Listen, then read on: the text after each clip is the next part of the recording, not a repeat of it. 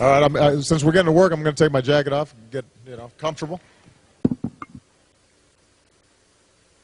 nice university.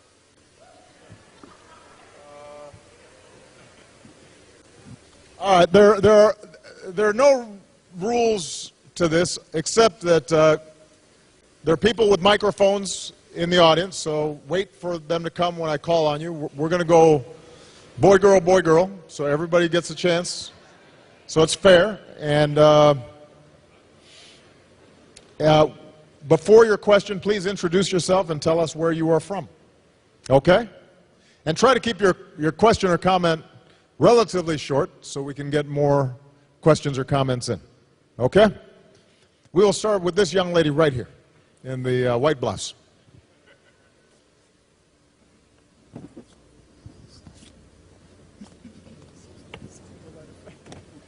It's a little tight here, so. Thank you. Yoni Campbell, a lecturer at the University of the West Indies. Thank you so much for your talk, very interesting. And I wondered as well on the Cuban issue, now that your policy has actually changed towards Cuba, I wondered about your views on how it is that we should approach, CARICOM should approach its relationship with Cuba in terms of deepening that relationship. Should they now perhaps move to join in CARICOM? Thank you. Well, first of all, I think CARICOM can make its own decisions, and we'll respect it. Cuba will be participating in the Summit of the Americas, and I think it is my strong belief that if we engage, that offers the greatest prospect for escaping some of the constraints of the past. I think the Cuban people are extraordinary and have huge potential, and what's encouraging is that the overwhelming majority of Cubans are interested in ending the Cold War, the last vestige of the Cold War, and moving forward. It's going to take some time for the United States to fully implement some of the things that have already been agreed to, and it's going to take a little bit longer before you actually have complete normal relations between the United States and Cuba. What I would say to Caribbean countries is absolutely you should continue to engage in Cuba in the ways that you've already done in the past. I do think that it is important for all of us to be able to speak honestly where we see concerns about issues of human rights and political freedom. And I'm not saying anything publicly that I haven't said directly to Raul Castro. There are still constraints on the ability of the Cuban people to express themselves, or to organize political parties, or to start a business. And sometimes the same things we expect for ourselves in our country, somehow we think other people don't want. But I believe that each country has its own unique cultures, its own unique traditions. I don't expect every country to pursue the same policies or have the same political practices as the United States. And I am certainly aware of the flaws that exist in our own country that we have to fix. But I do believe there are certain principles that are universal. I think that all people want basic dignity and want basic freedom and want to be able to worship as they please without being discriminated against, or they should be able to speak their mind about an important issue pertaining to their community without being arrested. And so wherever we see that, we try to speak out. But what we also try to do is engage and recognize that even with countries that we have differences, there's also going to be commonality and overlap. And the United States and Cuba should both have an interest in dealing with climate change, for example, because when the oceans start lapping up on Miami or on Havana, nobody's going to distinguish, well, where did they stand on this or that ideological issue? And so we have to find where are there areas of cooperation but I will continue to try to be consistent in speaking out on behalf of the issues that are important to all people, not just some. Okay, good. All right, it's a gentleman's turn. This gentleman right here, he looks very serious. He's got glasses, looking sharp. Plus, he's got a copy of my book, so. Thank you very much, sir. He's clearly a wise Thank you very young man. much. My name is Chef Brian Lumley. I'm a young Jamaican chef here, and I own a restaurant, 689 by Brian Lumley. Just saying. My question to you, I'm going to stay a little bit off the politics for a bit, and I've witnessed your journey a lot, and the question is kind of two-part. If you could go back and give yourself one piece of advice before the start of your 2008 term, what would it be? And the second part is, could you sign this book when you're finished? Thank you very much. I'll sign the book. So the question was, for those who couldn't hear, if I were to go back and give myself advice before I started 2008, what would the advice be? I suppose I could have started dyeing my hair earlier, so then people wouldn't say, man, he's getting old. Well, you're going like this. At least I got hair, man. I'm teasing you. I'm messing with you.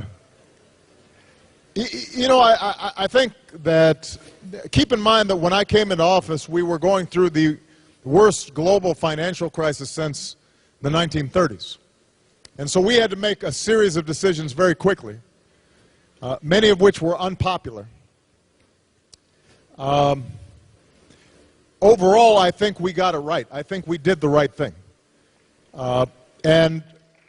Because I think we took these steps, not only were we able to avoid the kind of Great Depression that we saw in the 1930s, not only was America able to bounce back and start growing more rapidly than most of our peers, drive down unemployment faster, create more jobs faster, but that also had an impact on the global economy, and it had an impact on the Caribbean economy, that we were able to bounce back quicker than we might have if we hadn't taken those steps.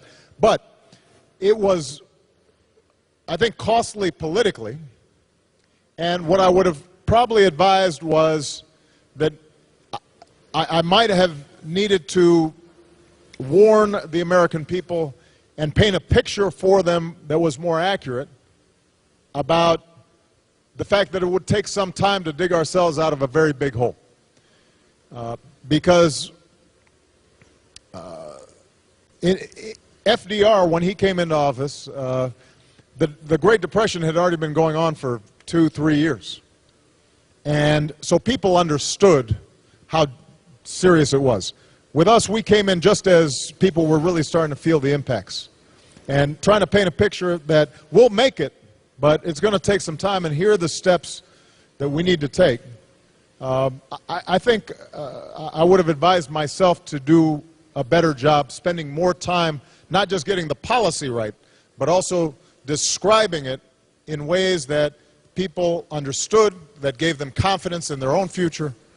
I think that would probably be the most important advice that I would have given myself. So, good. All right, it's a young lady's turn. That young lady right there. Yeah, you. Yeah. You, yes. Oh. Well, I'll call on both of you. I'll call on you later. Go ahead. Okay, so we're here and we're looking at you, and we're all very honored to be here and very taken aback by your leadership qualities, and seeing that you're the President of the United States of America and you're so influential. I want to know how you handle the mental strain that comes with being in charge of so much. What's your name? Kimberly McDermott from the University of the West Indies. Fantastic. How do I handle stress? I'll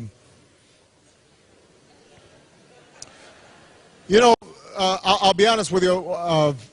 One of the things that happens as you get older is you start appreciating both your strengths and your weaknesses.